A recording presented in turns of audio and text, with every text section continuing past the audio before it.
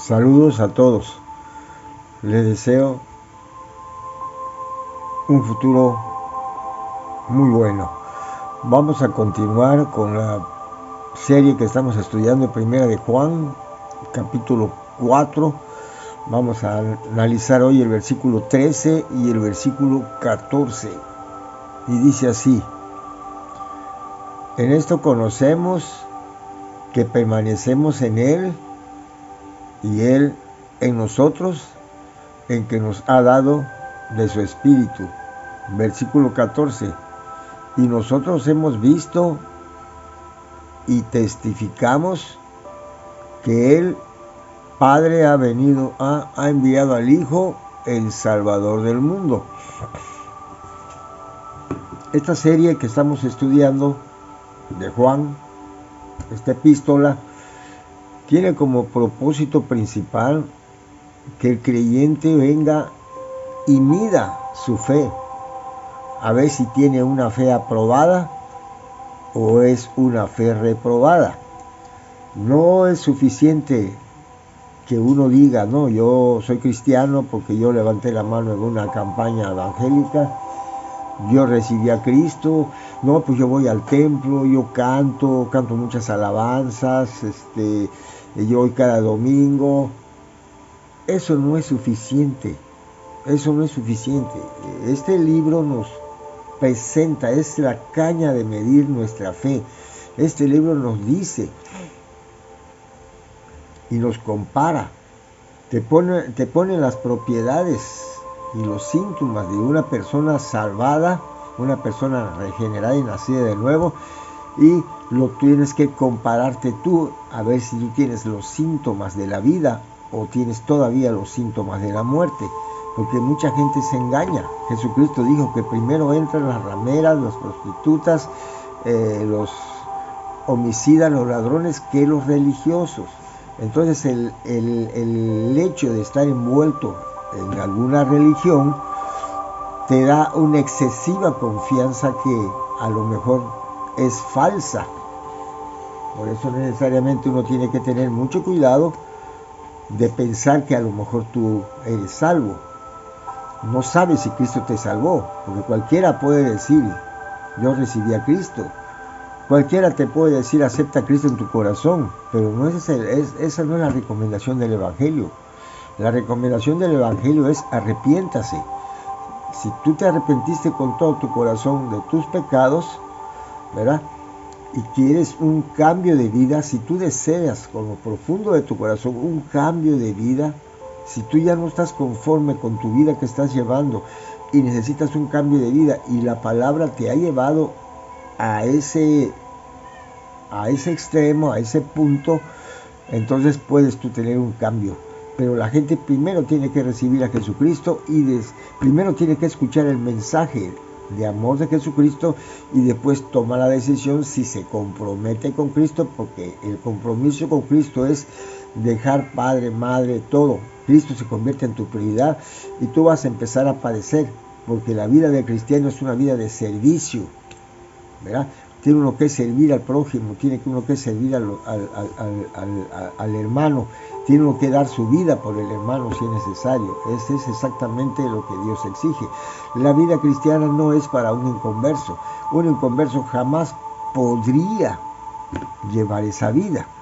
Por eso un inconverso puede llegar a conocer, cualquiera que estudie la Escritura puede llegar a tener la información, pero eso no te garantiza que tú seas regenerado, a menos que tengas una experiencia personal con la palabra, que la palabra te llegue y te cale al fondo, que sientas la fuerza y el poder de tu pecado, que sientas el dolor por lo que estás haciendo y por lo que has hecho, que te duela a lo sumo la cruz, que tú te des cuenta cuánto sufrió nuestro Salvador por rescatarnos, que tú esto lo tomes como algo histórico y realmente importante en tu vida. Él murió por ti para que tú puedas entregar tu vida. Por eso dice que el que ama a Dios tiene que amar a sus hermanos. Y el amor, o sea, el fruto, es la única manera. Dice que por su fruto lo vas a conocer a las personas. Entonces, hay señales que un cristiano tiene que traer, credenciales que acrediten su nuevo nacimiento. ¿verdad? Esto es muy claro. Entonces, dice acá, por ejemplo, en 1 Juan 3:24, y el que guarda sus mandamientos permanece en Dios y Dios en él. Y en esto sabemos que Él permanece en nosotros por el amor, por el Espíritu que nos ha dado. O sea, el Espíritu Santo es la garantía. Pero como ni se siente nada, ni lo puedes ver, es como el aire, no lo puedes ver, tú no puedes saber si entró o no entró, ¿verdad? Si está contigo o no está contigo. Ese es el detalle. Vamos a ver en Juan 14, del 20 al 26. Dice así: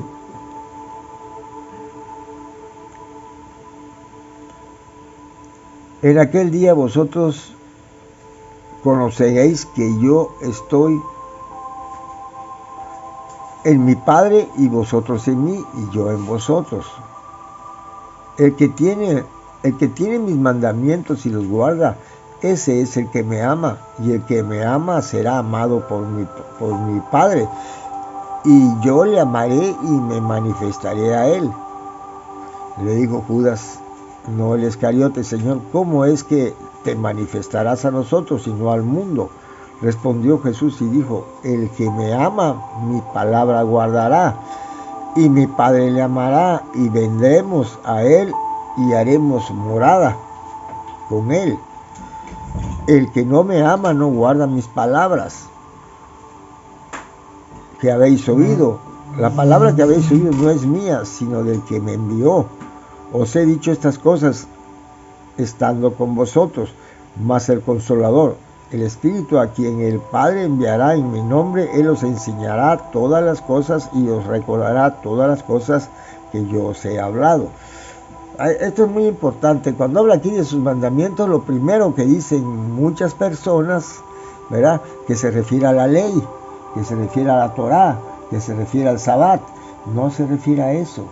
El mandamiento nuevo, que es igual que el mandamiento antiguo, se refiere al amor, a amar a tus hermanos, porque está hablando del fruto del Espíritu Santo, el fruto más grande, más sublime, más potente y más visible de todos, ¿verdad?, en el terreno de la relación.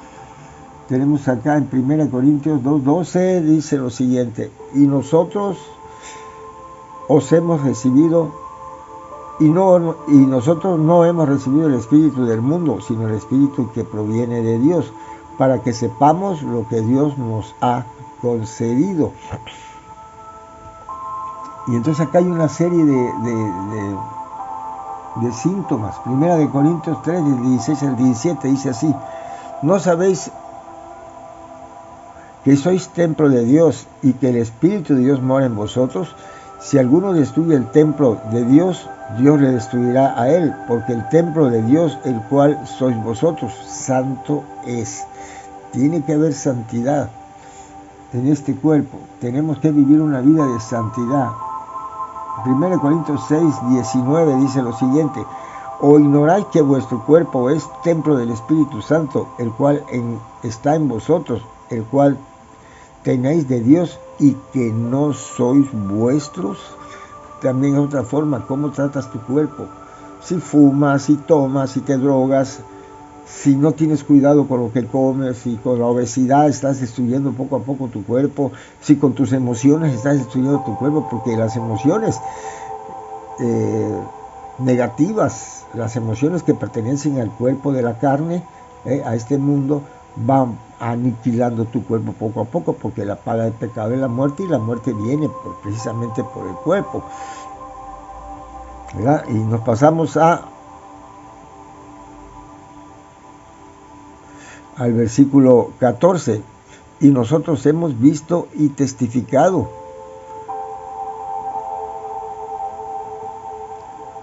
Dice: y nosotros hemos visto y testificado que el Padre ha enviado al Hijo, el Salvador del mundo.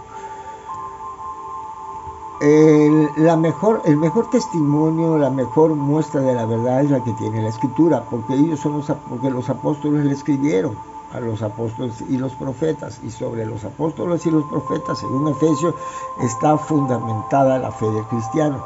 El cristiano tiene que conocer toda la Escritura para tener un panorama completo del desarrollo del mensaje de la vida que Dios nos ha dado y el final de los tiempos. Entonces es necesario que la persona conozca. Entonces el testigo tiene que tener una experiencia personal con Jesús. El testigo, ¿dónde vas a tener experiencia en la Escritura? Ahorita es muy común que la gente diga, entran en éxtasis y ya están en contacto. No, el contacto con Dios es a través de la Escritura. No hay otra forma de comunicarse con Dios, porque son la única que dan testimonio de Él. No hay otra. Y la Escritura está hecha por sus testigos de Cristo. Los testigos de Cristo está hecho por los apóstoles y por los profetas. Así que el único medio donde tú puedes encontrar a Dios es a través de la palabra. Cuando la persona ignora la palabra, definitivamente no tiene ni que pensar que es cristiano.